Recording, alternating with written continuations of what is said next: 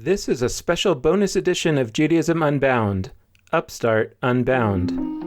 Welcome back, everyone. I'm Dan Liebenson, and we are so excited to present to you the following recording of a live event we did recently in the Bay Area with UpStart. It's the first live event we've ever done in front of a live studio audience. Our partner for the event, UpStart, is an organization based in the Bay Area, but with a national footprint that partners with innovators to redesign the experience and expression of Jewish life. They've been the premier accelerator of Jewish innovation over the last decade, working with over 40 new organizations to help them become successful organizations, essentially turning a great idea into a great organization. UpStart has also worked with existing Jewish organizations to unleash their own innovative capacity. They've trained hundreds of leaders in a unique blend of entrepreneurial tools and Jewish wisdom. If you want to know more about UpStart, their website is www.upstartlab.org, and you can also follow them on Facebook or Twitter at UpStart Lab. The organizations that UpStart has worked with are some of the most exciting innovators in American Jewish life today, and some of them have already been guests on Judaism Unbound, including Moshe House, Bimbam, The Kitchen, and Svara. And we look forward to talking with folks from other organizations that UpStart has helped accelerate in the weeks, months, and years ahead. This event, again, was the first live event we've ever done. It was recorded in front of a live audience that included innovators, folks that are working with UpStart currently, as well as many UpStart alumni and people from the Bay Area Jewish community. The event, as you'll hear, had three components. First was a discussion with a panel, and then we invited folks that are working on the ground in Jewish innovation today to come up during a second round and make some comments, and then we opened the discussion up to the larger community. So without further ado, we are so excited to present UpStart Unbound. This is UpStart Unbound. Welcome, everybody. I'm Dan Liebenson. We're here with a wonderful panel. Aaron Katler, the CEO of UpStart. Aaron Britt is the head of the communications team at IDEO.org, a design company. And Lana Wolfson, who is a board member of Slingshot, which we all aspire to get into, and a philanthropic advisor who has worn many hats over her career doing that. And so we really want to bring this panel, as we were talking about it, to say, okay, here we are 10 years into UpStart's existence, 10 years into this organization, which has become the premier accelerator of Jewish innovation in the American Jewish community. And we wanted to ask, well, what can we start to think about 10 years later? And as we thought about looking at that 10-year period and the 42 organizations that UpStart has accelerated, and the so many more organizations that UpStart has helped and leaders that UpStart has developed, and to look back at that not as these individual organizations, but rather as a kind of field of Jewish endeavor. And the lens that we thought would be interesting from a design thinking perspective, which is something that UpStart is very interested in, a technology that UpStart teaches to all of its organizations. But what if we applied that lens to UpStart and its project itself, and we looked at the organizations that have been out in the field over the last 10 years as 42 prototypes of some kind of new approach to Judaism that we are, as I said earlier, grappling toward. And what if we looked at them that way? How would we think about things differently, or would we think about things differently? And I wanted to start with Aaron Katler to just do a little reflection as the CEO of UpStart, looking back on this 10-year project, viewed through the lens of prototypes. How do you start to think about UpStart in that way? So I come to that question, to the answer to that question, as a student of UpStart for the past 10 years of being in the community and working in the Jewish community, and being at UpStart now for 1 year. And looking deeply at what the origin and the inception of UpStart was, what was happening 10 years ago in the community, and how that has developed.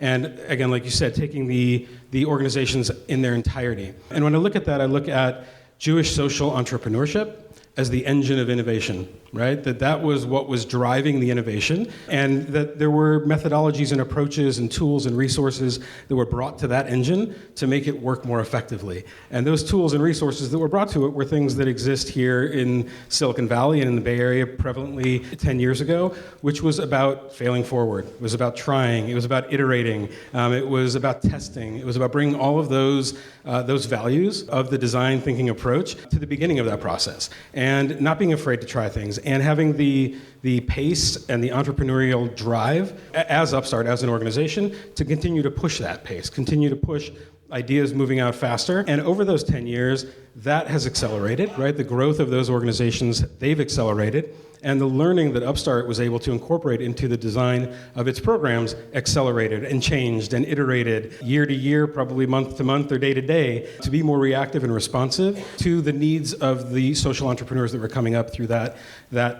era, I guess. And where that shifted probably 3, 4, maybe 5 years ago was the integration between the Jewish social entrepreneurial boom of 10 years ago and the adaptive leadership needs of the institutional communities, not legacy institutions, but the foundational institutions of the community, and how those two things started to work synergistically and the collaboration that existed between those two. But again, it was about driving at pace, at a quick clip, and about using the tools and techniques of rapid testing, and not that every time an idea was iterated upon, it was to develop something new or go in an entirely new direction.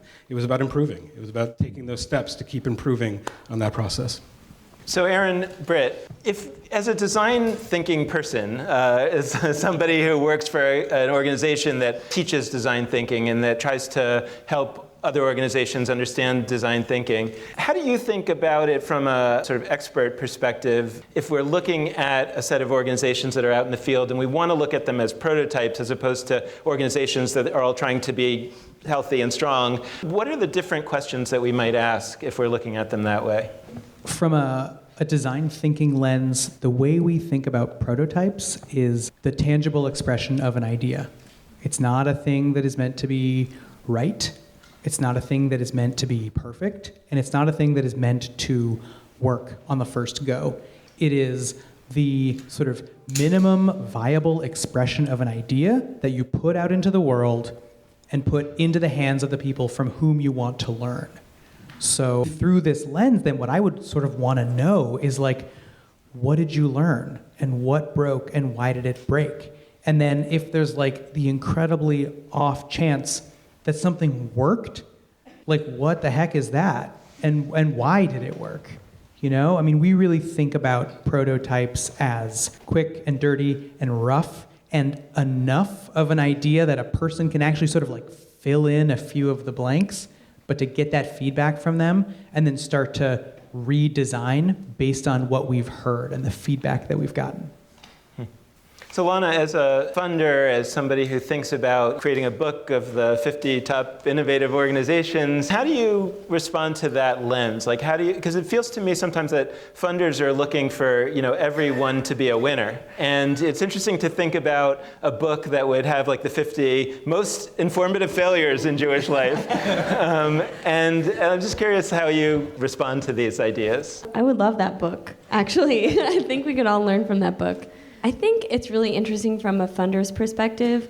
I think it depends on the funder. There are funders who are more risk-taking than others, and I think Slingshot has to be careful. It's been a really interesting road where we actually don't feature the prototype. You have to get to a certain level of your organization and of impact and of your program in order to be featured in the Slingshot Guide.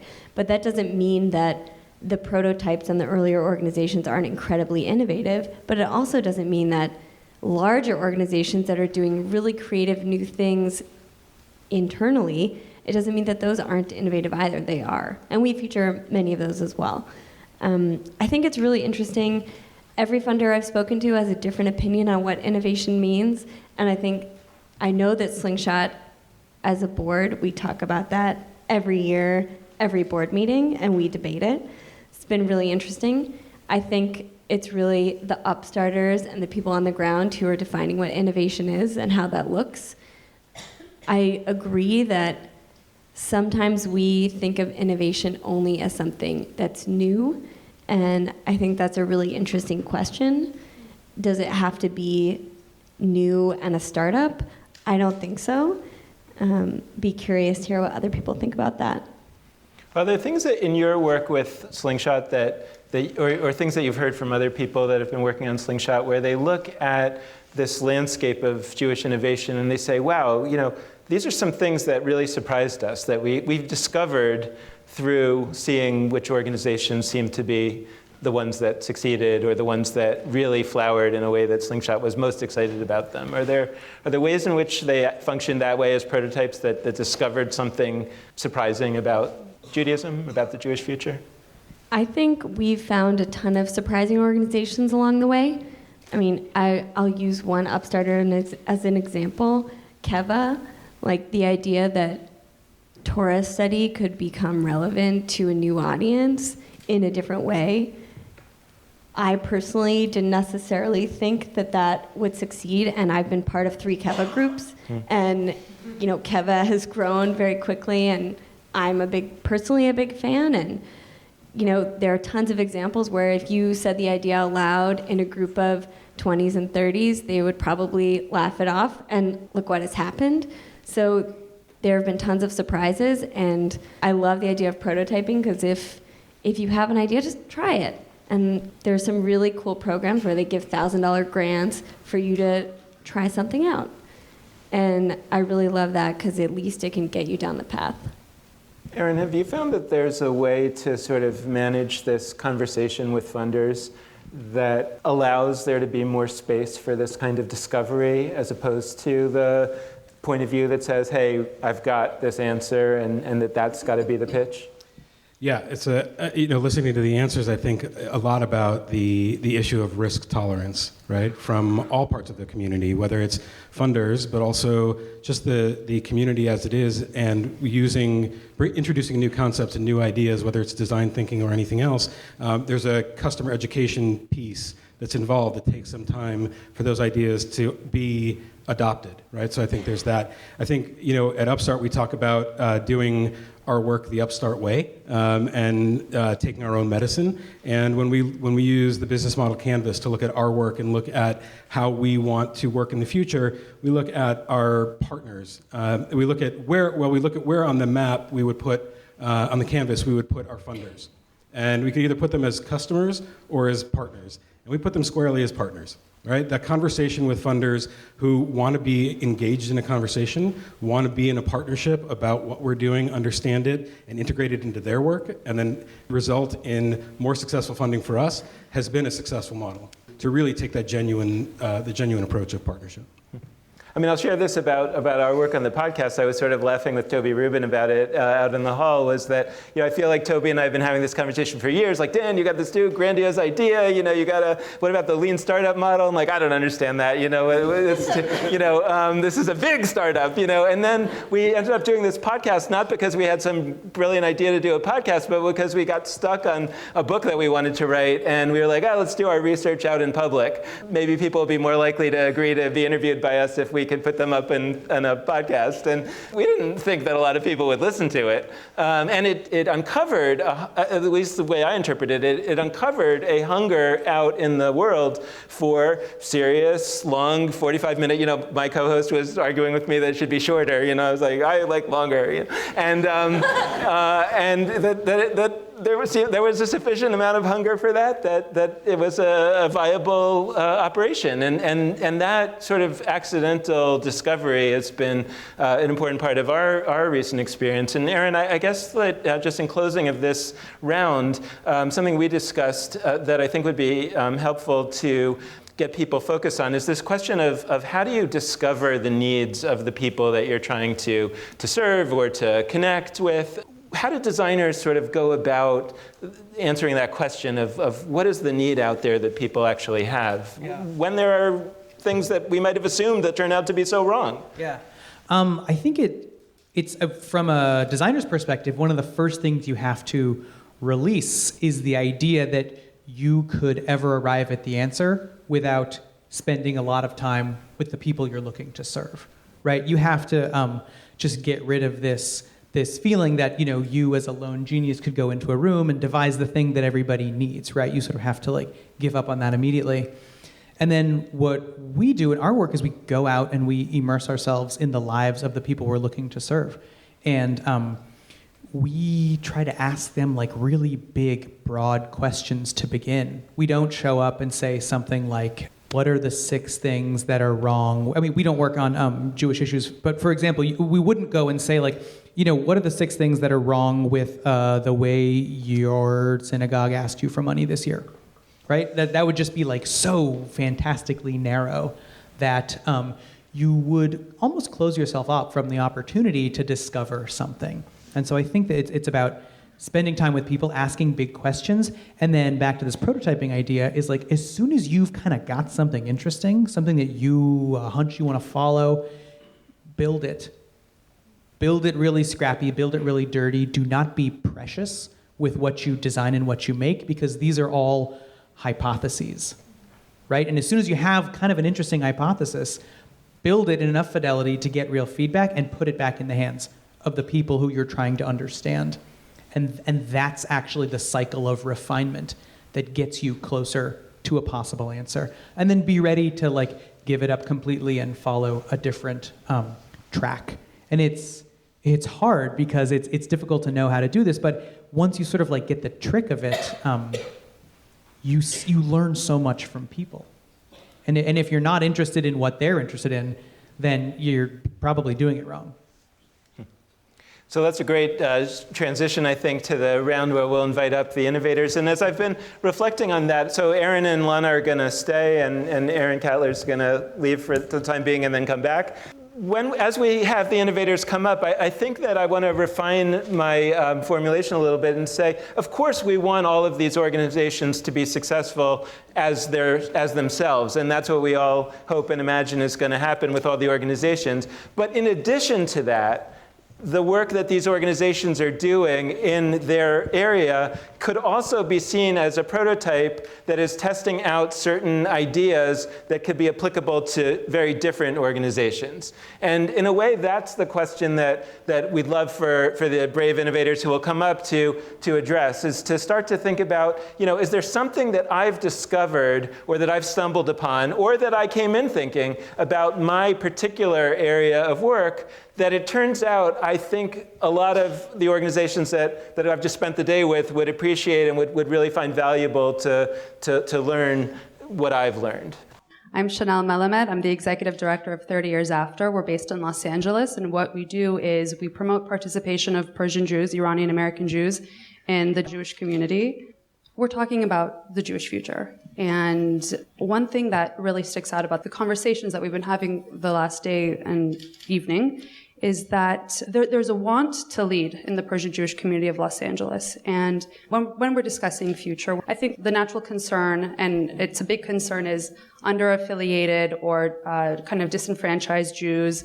And one thing I think we often kind of skip over are the Jews that want to be involved, want to take a leadership role, want to play a central role, but haven't really been welcomed to the table, don't know how to play that role. And that can't be just the Persian Jewish community. I assume that happens in all communities, whether it's an ethnic Jewish community or geographical communities throughout the US, maybe even in South America, Canada. So it's important for us to focus on the individuals who do want to play a role, do want to play a leadership role, and give them the tools to do that. Bring them to the table, open doors for them, back them up. That's one thing that we've learned, and I think our organization does very well, specifically with the Persian Jews. I mean, it's interesting when I hear you saying that, I think about, you hear similar things about millennials, right, wanting to not to be invited in as a participant in the Jewish progress, but to be given a leadership role. And you also hear, I think, a lot about this concern that the whole idea of engagement, right, we want to engage you in our way of being Jewish, not directed towards an ethnic group necessarily, but directed towards anybody, is, in a way, it doesn't fully seem to honor their stories, right? It doesn't say, no, we understand that you're coming to this with your story, And that's the kind of thing that it's interesting to hear that it seems obvious, like not obvious, but it seems very clear to us when you put it in terms of an entire ethnic group. Because of course we want their stories. And once you point it out, we're like, well, of course that should make sense. We don't just want all the Persian Jews to just become American. I mean, maybe they would have, in the 50s or something, but we don't want that anymore, right? We don't think about ethnicity that way anymore. And yet it seems like that is so relevant to groups beyond that. And it's beyond ethnicity. The diversity is so important, and different perspectives and different ways of understanding Jewish life is so important to, in my opinion, to Jewish continuity and accepting different voices and kind of finding that unity. And the Persian Jewish voice is one of many voices, and I think there's a true beauty to that. I'm Alex Jacobowski. I am the founder and executive director of Kahal, Your Jewish Home Abroad, and we create transformative Jewish experiences for study abroad students. And given the nature of our work, obviously we work with a lot of millennials and a lot of students and really people all over the world. And what I've come to notice is something very similar to what you're saying, is that a lot of these young leaders that we work with, especially in foreign countries, they really seek to define their own place in the community and their own identity.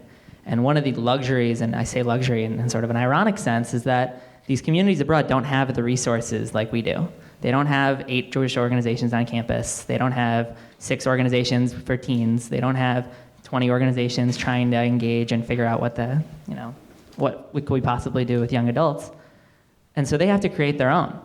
And they go out there and they create their own student unions and they create their own activities and they take their own leadership roles, but then they find themselves, not too long after, they find themselves in the position of, now what do I do? They graduate and they find themselves in the same problems that their established Jewish communities won't engage them either. And I think that it's a real shame that we don't allow millennials and other students and really young adults of all kinds to define their Jewish experience in a way that it's meaningful for them, and they can take back some of these things that they learn when they define their own experience and that leadership experience, and it really informs the rest of their lives. My name is Lizzie Heidemann. I'm the rabbi and founder at Mishkan in Chicago, which is an independent spiritual community, 5 years old. The question you asked a minute ago was about something that we either found surprising in our own prototyping in our organizations, or something that we actually really believed in that was maybe surprising to others. And something that I really believed that was a surprise to others, I think, was that you could attract young and unengaged Jews, otherwise, the unaffiliated, disengaged Jews, millennials, whatever, like all the things that, the Jewish community right now is trying to solve for, that a very strong, powerful way of doing great Jewish engagement was through prayer. And I shared this idea with a couple people phrased that way, and they were kind of like, sort of glassy-eyed, blank stare, like, what are you talking about? And so what I understood from that is I'm going to need to show people what this looks like. This isn't something I think that can be described. And so part of our work and part of the prototyping of a space where people could actually feel something, experience something, is saying in words, here's what this might look like. Here's what this might feel like. Here's what these words are designed to help us do. And then actually help create a space for the experience, not the description of it, but the actual experience of it. It was a hunch that creating a space that was musical and, as inclusive as we could possibly think of making on so many different levels, and trying to solve for all of the different financial, locational, social, religious background, Jewish, not Jewish issues that keep people feeling alienated, and say, come on in. Lizzie, I have a question. So if you had this vision that you believed in, but you were met with this glassy response, how and what gave you the courage to actually take the leap to start, and even, the funding to start, right? Like, if you have this idea and the people that you're talking to aren't responding, how do you have the courage to take the leap? Okay, so a couple answers. One is young, single, nothing to lose. Which is to say, I could have taken a job in a more conventional setting, and made a good salary, but this idea that the Jewish community needs something, and we all feel called in different ways to walk a path, and to feel like, you know what, I was 30 years old when I moved back to Chicago as an adult, and felt like, if not now, when? So let's do this. But I think one of the great ironies of the work that we're all doing is, for most of us, I think, what we're doing is because it's about experience, because it's about moving the heart. And we each have a heart that beats, and it's free. Like the experience that somebody has learning Talmud, or like singing together in a group with other people, those experiences can happen for free. Over time, they can't be sustained for free if any of us are going to actually do our work in the world on a regular basis. But to at least start out, it wasn't expensive. It was making some photocopies. It was finding some living rooms to test the idea out in. And then for the people, for the different people who are in the position to maybe fund, over time saying, you should come check this out. You should come to this living room where we are literally like busting out of the doors and windows, and you can hear the music halfway down the street. Come see what this looks like, and actually just show people, because otherwise you wouldn't believe it. But this raises an interesting question for me, and I don't want you to answer it because I want it to be out for the group. But it's just that this question, like, if first of all, my first response was like, but what if you're old, married, and have a lot to lose, right? Like, meaning, and there's that famous book by Professor Galenson about young geniuses and old masters, right? And the idea was that there are two kinds of innovators. Some are young geniuses, and the others are, and they're more the experimentalists that over the course of a long life figure something out. Right, but they may not be in a financial position to do some of those things.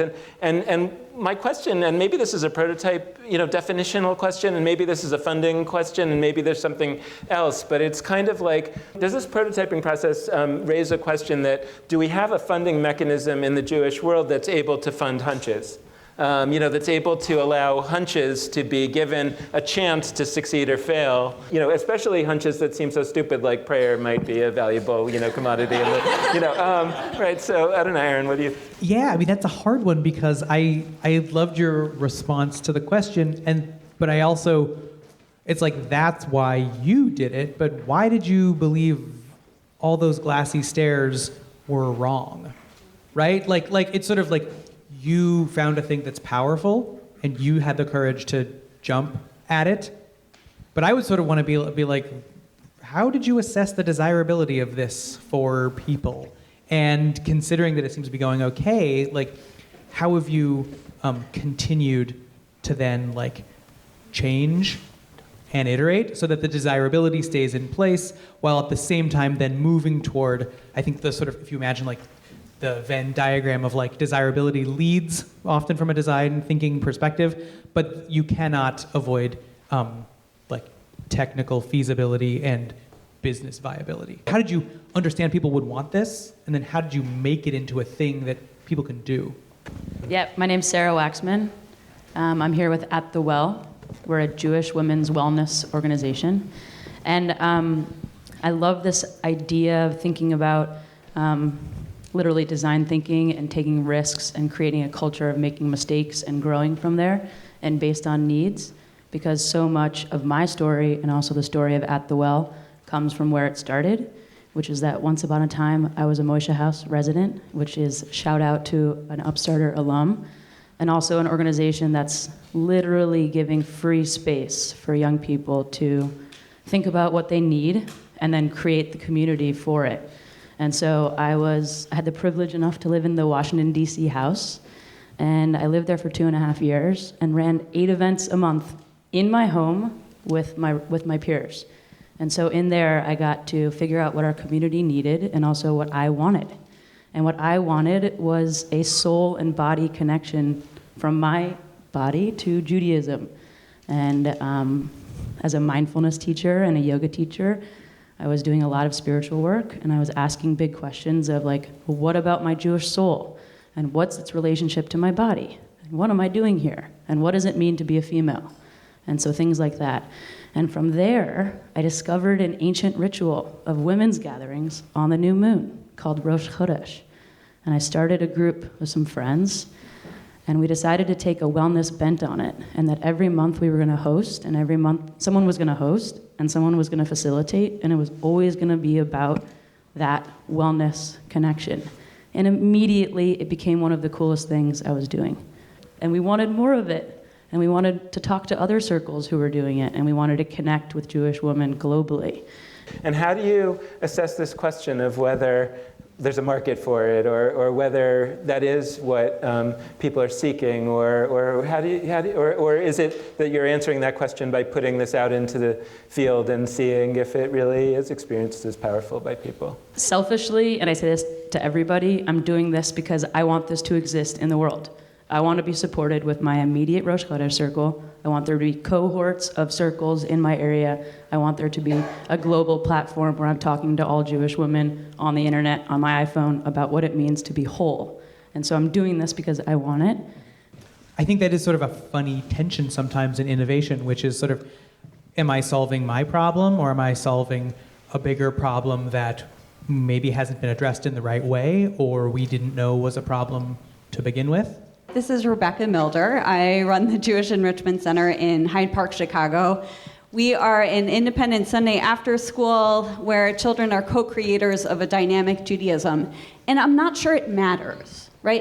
Aaron, in answer to your question about are we looking at the market and seeing if there's anybody else out there who wants this thing that we believe in so strongly, and we are creating it for ourselves and our families and whoever else will show up, is that, in fact, one of the commonalities that I see among many of the organizations at UpStart is we're doing this so that there is another avenue, so that there are so many avenues that people can come into Judaism and that they can have their own way of figuring out their relationship and who they are and how they want to be Jewish.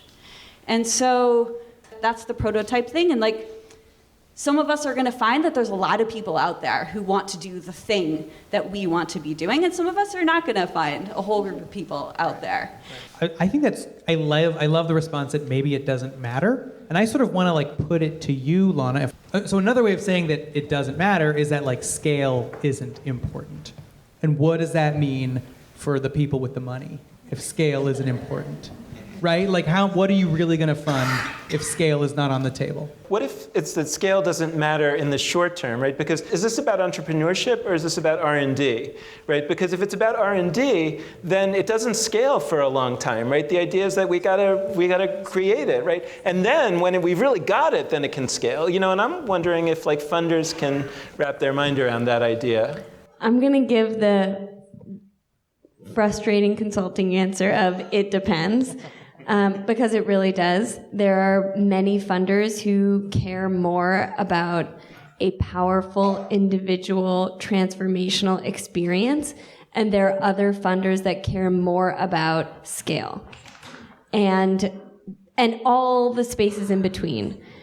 You know, and you're gonna have to find the right funders for your organization who believe in your method, and for many organizations, scale is not the goal ever. One thing that I've been thinking about was, okay, can we do hands, even though that doesn't really work for a podcast? We'll report on the results. If you're one of the innovators, hands up. If you started your organization because you personally wanted the thing to happen, hands remain up. Okay, almost all. Right. So that's interesting, right. You know, and I'm hearing that a lot of people wanted something, so they created it. And my question back to you, sure. Aaron Britt, is from the IDEO perspective, do you find that many products and organizations come from there, or is it that we want to reach a community, we go into that community and find out what to create?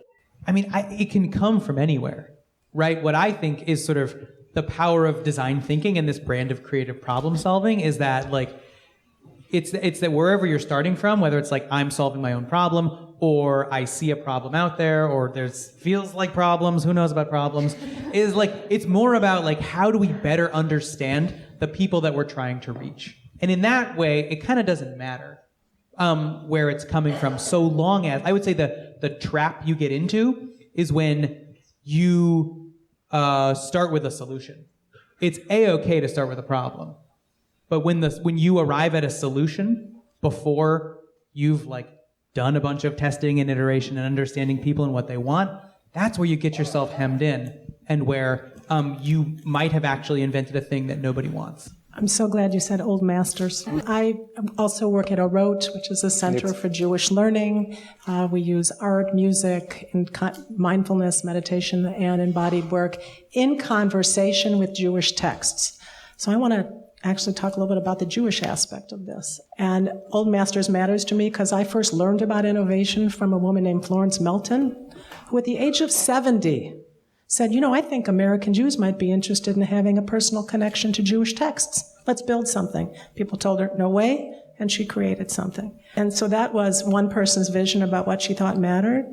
But I want to talk about the Jewish piece because I think that in design thinking and in prototyping and starting something and welcoming people and bringing in is also, and I think Rebecca and you also mentioned, it's the nature of the experience that people have, whether they're coming for a prototype or they're coming for something that's been sustained and worked out for a long time, is certain things, I think, make it a Jewish experience, the transformation piece, the way that it speaks to people. And I think that to use the language of Jewish transformation is, where are you hurting? What pain do you have? What are your needs as a human being? How do you want Jewish tradition to answer those needs? And that the experience itself has to have an authenticity. It has to have some connection to the past, as Chanel said, some connection to the past, and yet some idealistic view about a future that's shaped by a past, and that I think has to be in some conversation with our collective tradition. And it's in that dynamic that experience that people have can identify like, oh, I fit in there, I belong in there, and the experience of being there then will get them excited about taking up the experience on their own. I do want to also just put out that question of like, if we think that scale has to happen quickly, then that's going to probably reduce the amount of innovation that can happen with the Jewish stuff, because that's really hard, and it takes a really long time to figure that out. And my concern about it is that the Jewish stuff then has to just be kind of taken as is, that the innovation is on the organizational stuff or the way in which it's distributed or whatever. But what if we really need a more fundamental innovation in the Jewish stuff itself? Are we giving that enough time and space to happen if we push for scale? Just to put a question out in the air. Hi, I'm Fred Margulies from Pushing the Envelope Farm in Geneva, Illinois. And we wanted something physical and something that people could touch. And what I found is that it's particularly transformative for kids. They love getting dirty and digging and weeding and harvesting and planting. And there's sort of a symbolism in the whole project in the sense that we throw seeds out there and you don't know what'll grow. And we're seeing things sprout that we hadn't imagined. That's sort of the theme here of let's throw things out there and let's see what comes of it. And another tie that I'm thinking in terms of what you're talking about is that, right, we know kids literally want to get dirty with dirt. Yeah. And I'm thinking, like, what do adults want to get dirty with? Not. And what I mean is that going back to what I said about the podcast, that we found to our surprise that adults want to get really dirty into the nitty-gritty of thinking about the Jewish future. It's just that they want to do that in their car on their drive to work and not at the adult ed session at the synagogue in the evening when they have to put their kids to bed. But I think that people assume that the reason why they're not coming is because they're not interested, when the reality might be that they are very interested if you could give it to them in the way that they would be able to connect with. David Winitsky, Jewish Place Project in New York. If I'm talking to young artists, they are very interested to come and play in the sandbox and get dirty in the sandbox that I'm setting up, because for them, the most holy thing that they do, the way that they pray, is they make art, they make theater. And so they're very interested to come to me and do it in a Jewish context. Nobody else is offering them that. But it sometimes feels like what's being asked of us as innovators is for us to find ways for people to come into other communities, especially for culture. I know it's, we're supposed to reach out to people who are unengaged in some other way and get them to do other things.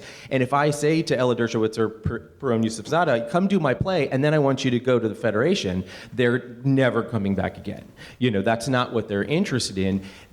So when we're making, and I think this is true of a lot of us, we're trying to create new spaces where things can happen that haven't happened before, and those spaces need to exist and be the end goal in themselves. The end goal isn't to get these people somewhere else that somebody else is more interested in.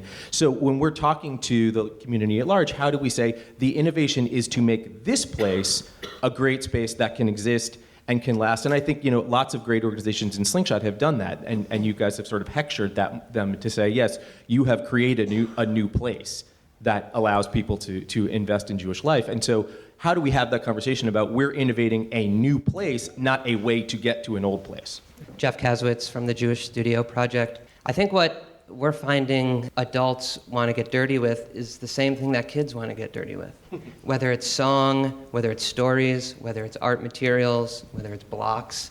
One of the unfortunate things that happens as we get older is we get more inhibited, right? And we take less risks. And as the folks at IDEO say, if we can help to build creative confidence, then we can become more alive in the world. And so one of the things we do is we give folks permission to play. And not just play with Jewish text and learn, but play with art supplies.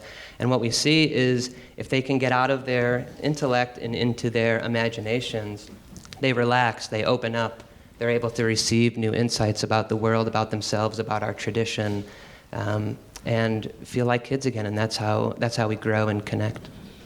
I have an intuition. I've been developing an intuition as we've been going about our podcast that art is a much more important idea in all this than we might have supposed. And actually, the way in which I'm thinking that we have been misunderstanding art is that somehow thinking about art as some engagement tool, some way that's going to get people to, right, as opposed to understanding that, Amichai Lau-Lavie used to talk about artists are the new rabbis. Now he's talking about rabbis are the new artists. I'm trying to figure out what the difference is, but either way, I like it. But the idea is that it's somehow that, I think about that what we really are talking about here perhaps is a reimagining of Judaism, the way that an artist reimagines the block of stone in front of them and understands the sculpture that's inside of it. And I'm just wondering from your experiences thinking about this from an artistic standpoint, how you connect with that idea. Oh, I think that's true. I think there are what Amichai is doing, what Lizzie is doing, what many of the folks are doing here who even aren't specifically arts organizations, is inviting some of the artistic and the creative impulse back into Jewish life. But I think part of it that is exciting is that when you approach the block of stone, you don't know what it's going to be when it's done. And it might be something that you've never seen before. And I think I think there's a lot of people who are interested in that because they're interested in saying, I would like to see a Jewish life that I've never seen before. I'd like to see a way for me to be Jewish that I've never seen before, and so we have to create something new. And I hope that we can continue to be risk-taking that way. I think the more that all of us can use the creative impulse and use that idea, the artistic ideal of not knowing what it's going to be and being okay with that is great. It's funny, on our podcast a few weeks ago, Amichai Lau-Lavie was trying to sort of reinterpret the golden calf story in a different way than usual. And one of the elements in the golden calf story that's so interesting is that when Moses confronts Aaron about what happened here, Aaron says, well, I put the gold in and out came this calf. And that's seen as Aaron shirking his responsibility. But it's fascinating to me to hear something like that as that actually is the method of artists. And in that case, there's a sense that what happened was wrong. But does that mean we shouldn't do that anymore? Or does that mean that maybe in that case it went wrong? And that leads me to this prototype question. And now to throw it open more widely to the community is this question of like, because something went wrong, does that mean the method was wrong? Or does that mean it happened to go wrong in this case, but actually the method was right? How do we make that distinction? How do we think about those things? I know it's a shock to everybody that I have something to say, but is it possibly true that given that we're living in a time of insanely rapid pace of change, that we are in a time where we are constantly in an innovation process?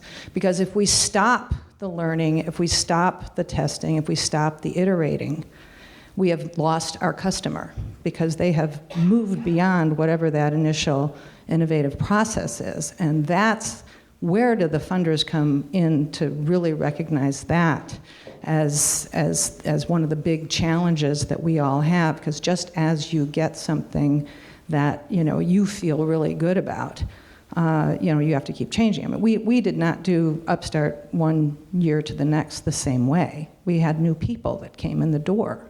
My name is Monica Rodriguez Kuniyoshi, and I was very intrigued by the idea of the opposite of slingshot being the 50 ideas that failed.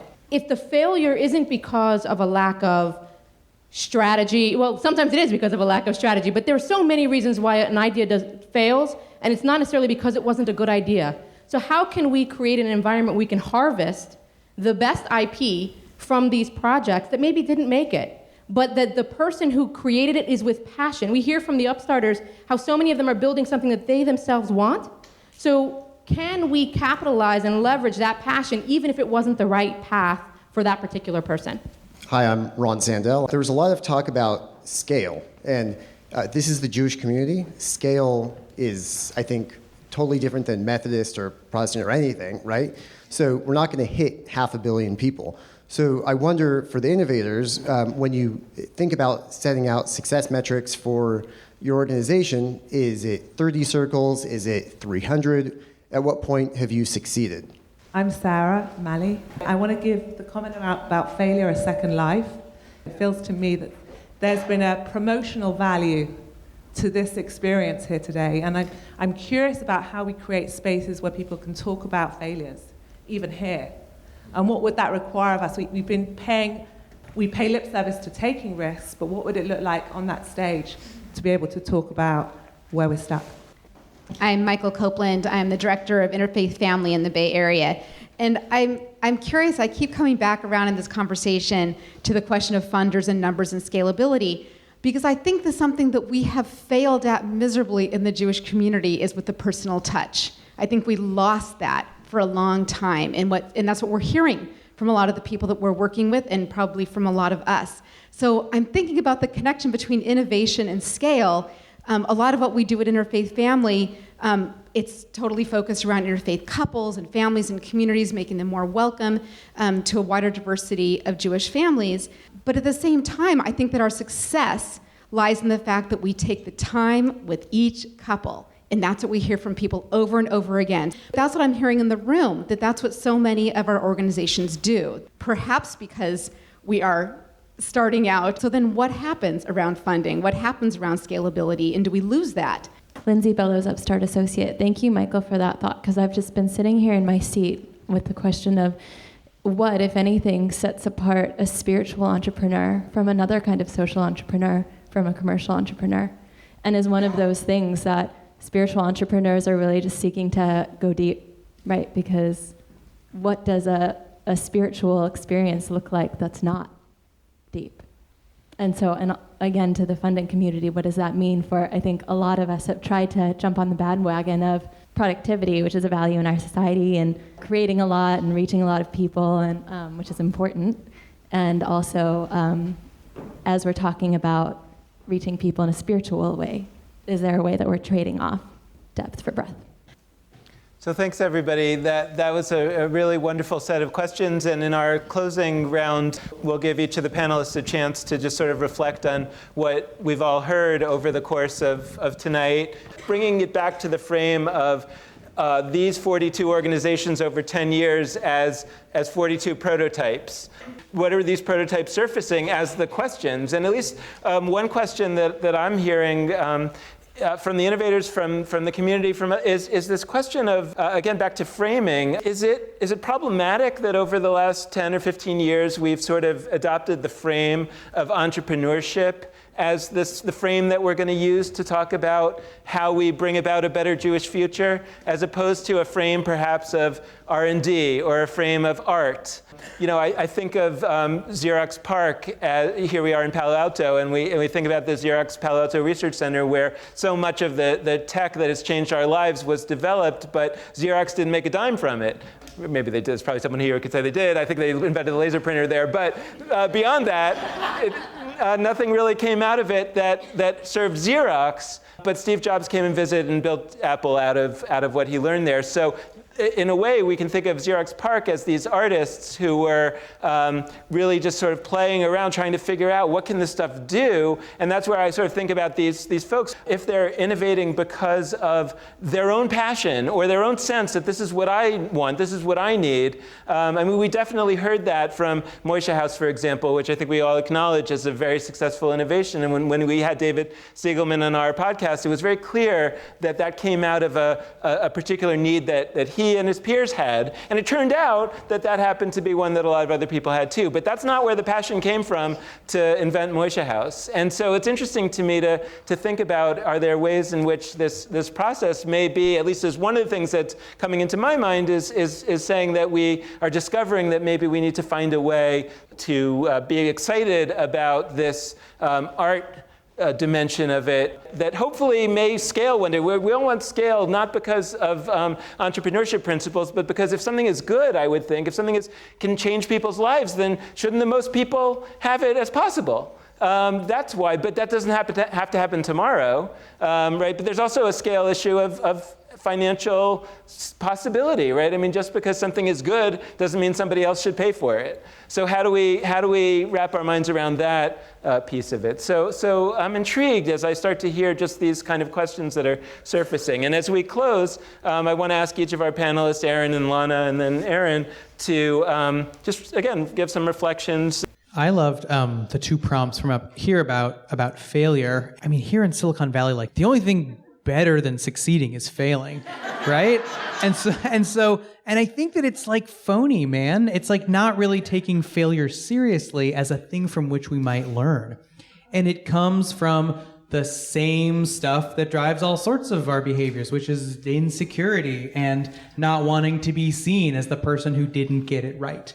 And if we can really think about failure as an opportunity to share what we've learned, and to be really frank about what those things are, I think there's a massive opportunity to not repeat each other's mistakes, but also to, learn from mistakes that weren't your own, and to sort of bring it back to this design perspective. I've been super inspired lately by this book that Charles and Ray Eames, maybe the greatest American designers, made when they didn't get a commission to design an aquarium.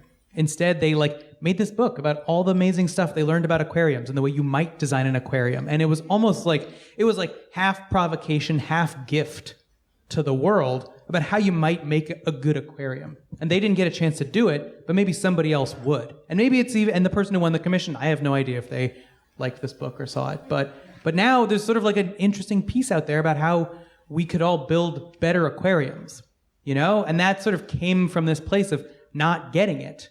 Right? So how do we take not getting it a heck of a lot more seriously? There were a bunch of questions relating to funders and anxiety about funders. Something that's really important to me is just because someone or some people have money to give does not mean that they have all of the knowledge. So as you build your organization, just keep reminding yourself that you are the expert of your organization and you know how to measure success of your organization, then you have to find the funders that speaks to. And that's tough. And, if someone said something about no's, and you're going to hear a lot of no's. And I was running an organization for 5 years, and I heard so many no's, it's just like off the shoulder, right? And way more no's than yeses. But when I got the yeses, those people were in my corner. They understood what I was doing. They trusted my ability to lead the organization forward, and they supported me. And you will find the funders. And if it's tough, that's normal. But I really believe that if you are onto something, you will be able to convince the first person. And it might take talking to 20 people to do that, and it's worth it. And once you start making progress, they are going to tell their friends, and the money will become easier. I do think that it's hopeful, and I think that you guys are the path, and the funders will follow. Yeah, so I would echo those same sentiments. I think the thing that struck me from the questions, the comments, the conversation that's been going on is that we live in a time right now, all of us are living today in this time of so much change, right? There's so much change in the Jewish professional space. There's an innovation sector or an ecosystem. There are different segments of the community. There's arts and culture. There's all these different pieces that are blossoming. And there's so many, the funding community is shifting seismically, right? The transfer of wealth that we're all seeing is happening. We've been talking about it for years, and it's happening now. And the reality that we exist in it has to adapt to that changing reality also. I think the part that strikes me most from all of those questions about how do we engage with whether it's designing new programs, delivering programs, integrating those programs, or getting them funded, which are all the questions we all need to solve for, is the opportunity that exists in all of that, right? I think we exist in an unprecedented age of opportunity. The wealth that exists is unprecedented, right? The opportunity to start new endeavors is unlike any other time in history, right? The way to scale on a big scale or a small scale, whatever that is, all of those are incredible opportunities. And I think what I hear when I hear the innovators speaking, when I hear the questions, really is not solving for the big problem, but solving for the big opportunity. And it'll take seismic shifts and radical shifts in the way we think about looking at those as opportunities. But that, I think, that's the hope that I hear in the questions and hear in the conversation, is that there is passion and desire and blood, sweat, and tears going into developing those, and the funding community is adapting to that. I think if you look at family foundations that exist today that didn't exist 20 years ago, that are more nimble in funding, I think that's one example. There are lots of examples of how the designers and the funders are coming together and meeting in the middle in that ubiquitous space called innovation, which is not a what, but a how. Well, thank you so much for being part of this, everyone. Really, it's a new experience for me to not be doing this in a basement.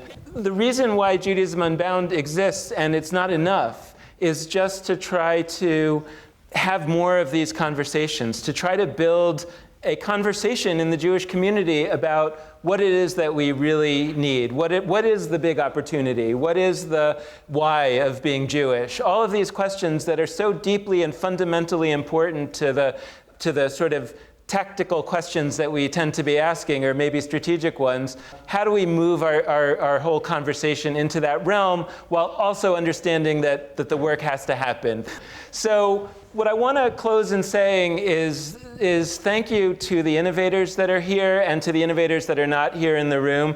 You are absolutely my heroes, and you should be everybody's heroes, because I think that we don't know how much sacrifice these folks have made and are making. How many of them are pushing through so many no's, so many lack of paychecks, so many sense that I think that this is important, I think that I've got it, but nobody's giving me that affirmation that I'm looking for yet. And they push through it, and there's no exit on the other side. There's no payday. At best, they're going to get their salary paid. But at best, they're going to build a Jewish future that can thrive and that can be worth having.